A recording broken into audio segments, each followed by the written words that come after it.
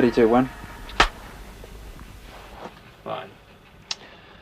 Well, he was a difficult man to find in Australia when they were out there recording, and he was pretty difficult to find here. But welcome to the program, Bon Scott, AC/DC. Oh, thank you, Ian. Now, in fact, the last time I saw you was when we did the 100th show over here, when you went out to Halliford Studio. That was a good day, wasn't it? Well, it took so long to get the show together. It was a really good day because the bar was open the whole time. Yes, that's right. Yeah. Yes, well, we won't mention about the bar.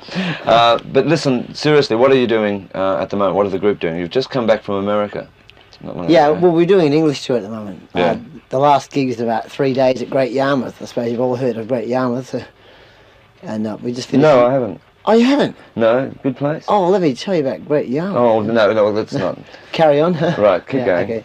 Just finished the European tour and spent 7 weeks in America. So we really are, getting around. Right, well, let's go back about a year ago when I was over here doing interviews and that. And at that stage, in the music papers especially, like Sounds, NME, Melody Maker, you were never out of the papers, right? There was always a story about you. Yeah. You were filling out the marquee every night, and you were sort of what most people termed as the first of the punk bands to emerge. Now, since then, the Sex Pistols and so on, and now you've got, Every Man and His Dog, with similar names, that turn themselves as punk rock bands or a new wave band. You've been away, you've been to America, you've broken into the American charts, and I've got my hand over the mic again. You've been away, you've been on... Shouldn't have the mic down there, Ian. I know. You've been away, you've been you've made the American charts, you're very big in Europe. What does it feel like now to come back with all of this new wave sort of going crazy in England? And are you pulling crowds still? We're pulling bigger crowds than they are, Yeah? I mean, we've got our following here. It's not new wave and it's not punk. It's just people that like our band, our rock band, And we honestly thought that the punk and the new wave thing might sort of spoil a bit for us, but it hasn't at all. Yeah. It was a big fad. It's just like anything else, a big fad for a while, and there's those that are still hanging on to it. But the main thing about it is that it gives rock music a real kick in the guts, Yeah. And we sort of, even though we started the whole thing over here, like we played here before the Sex Pistols were even sort of, thought of. Yeah.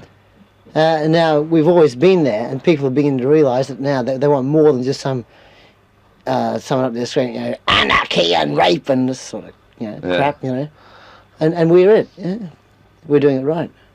Now the thing is that you've always been a very tight rock and roll band, but for some reason you've concentrated a lot on the live performances, especially in England. That's all there is. But there's never been a really definite single released on the English market, or there's been some confusion about the single. Why is this? Well, singles for a start. And I might add, just before you answer that, because I want you to answer another one, there's a little bit of confusion of what's happening in Australia with your singles too. So could you clear it all up, Bob? Okay, now we'll start with England, Right. Now, singles bands over here, or bands that release singles that take off, without already having established a road following, are going to suffer the same effects as has Sherbet, Yeah, they had a big record over here, and their English tour consisted of one gig, because no slant on them, but they're a record band, and they had no road following, so no one comes to see their shows, So we have the following. If we release a single here now, it would do really well. Excuse me, and we'd also have our following, Well, why isn't there a single release now, or Well, we don't write the singles, We don't write. What? We don't write singles. Of course you do. We have done in the past, but we don't write something specifically for a single. No way. But it's common for any group to bring out a single. We're an album band. We're a road album band. Singles don't mean a pinch to anybody. In our band, there's no sense in them. Like if some station picks it up, like the BBC, which they probably never would, Yeah. Then it might get played and it might make the charts, but there's no way we do it intentionally to make a single. Well, does the same go for Australia? No, Australia's a different market altogether. And if there's a a likely single on an album, it'll be released as a single. But over here, the album's the main thing, you know. Mm. And if a station picks a track that they sort of like to play a lot, well, it'll sell the album, not the single. Yeah. Now, with Mark leaving the group, how's the new member fitted in? Oh, fits quite nicely, yeah. It's Yeah. really good, yeah. Did he alter the band in any way, the sound or anything like that?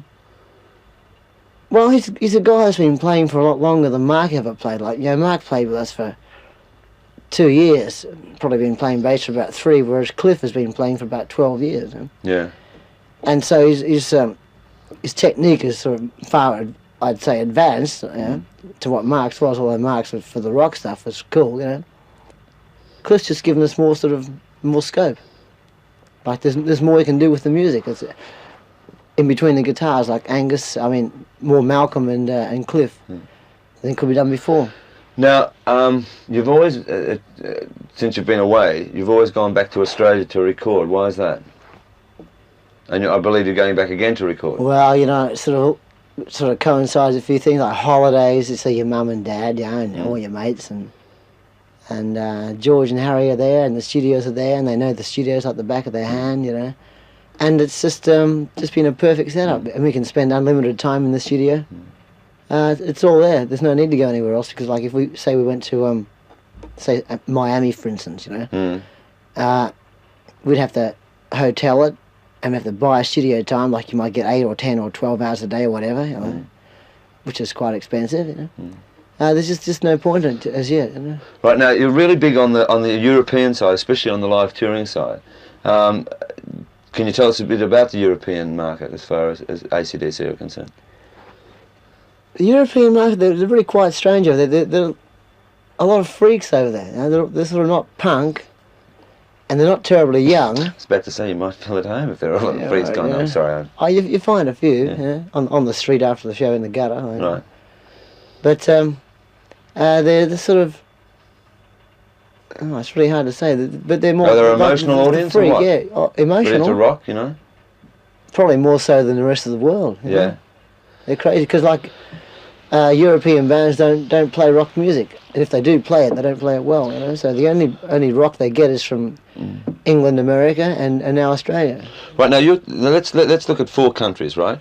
You've got the USA, which you're about to leave for and do an extensive touring side. You've got the European market, you've got the British market, and you've got the Australian market. Does the band change at all, or you just play the same thing for every market and use the same approach? Exactly the same, yeah. There's no need to change. I mean, we're what we are, and we ain't going to change for nobody, you know. Yeah. So it's just... But it doesn't, like, you could put them all in one room and you couldn't tell one from the next. Like, they're just the same the world over, you know. Well, what do you think will be the next single in Australia? Let There Be Rock? Isn't it there yet? Isn't that the single? I don't know, is it? No. Well, it's certainly not out. Hang on, a voice from heaven says yes. A voice from heaven? Let There Be Rock. Right, now what about an album? We recorded an album last time we were back there. As yet, it's not finished. We've got a few things, we've thought about it and changed a few things. There's a live album probably coming out soon. It's taken from concerts in Glasgow, My Music Bowl. There was one recorded in Fort Lauderdale in Florida. But there's about 4 in all, you know. And that might be sort of put into a live album, the best of the 4 concerts. Right, now tell us about your American plans. Yeah, we're going back there in a couple of weeks to tour with Kiss, supporting Kiss, and a band called Rush. You mightn't have heard of out there, you know. And we're doing about 12 dates with those bands, and a few of our own, and some co-headlining with a band called UFO. Right, we've heard of them. You know UFO? Yeah, right. Yeah. Now, just on the Kiss tour, right? Have you seen Kiss perform yet, live? Yeah, I saw them in London last year. Yeah? Yeah. Well, quite spectacular. Yeah, well, I mean, there's going to be an amazing contrast between yourselves and obviously Kiss. Both very visual. Well, yeah. See, the guy that what's his name? Tell me the bass player's name from Kiss. I don't know. No? Coral, tell me the bass player's name from Kiss. He's a popular guy, isn't he? Coral? He come along to our show or one of our shows in the Whiskey in Hollywood to see us play, you know, and he come up to us and said, look, I dig your band, and we're touring in December, and we'd like you to tour with us, you know. And they played to 80,000 people. Yeah, right. I mean, they're huge. So the show should be quite amazing. Now, on the songwriting side, have you written many songs of late? I mean, the band and yourself, or? Well, we haven't written. Like, while we're touring, you're sort of compiling all your ideas and things you rip off from here and there around the countryside, like, you know. And I've got pages of stuff. Actually, I wrote the words to 2 songs about on the last tour, like on the road, and got back home and found out there was the same titles and almost the same lyrics as somebody else's. Did you? And I was really pleased with them too. I thought, oh, this is great. Yeah. And how's Angus going? How did Angus go over this time last year? The papers were going crazy and, you know, talking about this great little guitarist that's so full of energy. How did he go in America? Oh, they couldn't believe him in America. Yeah. No. I like the Americans are mad. Anything new, they really go crazy for it, you know. And although like only the rich people over there can afford to send their kids to schools where they have uniforms, just like the novelty of it was just overwhelmed them, and the energy the band puts out, they couldn't believe it, you know. Why was the approach last time you were back, for that time that you were recording, to sort of almost stay low profile as far as television and all of that was concerned, and the press?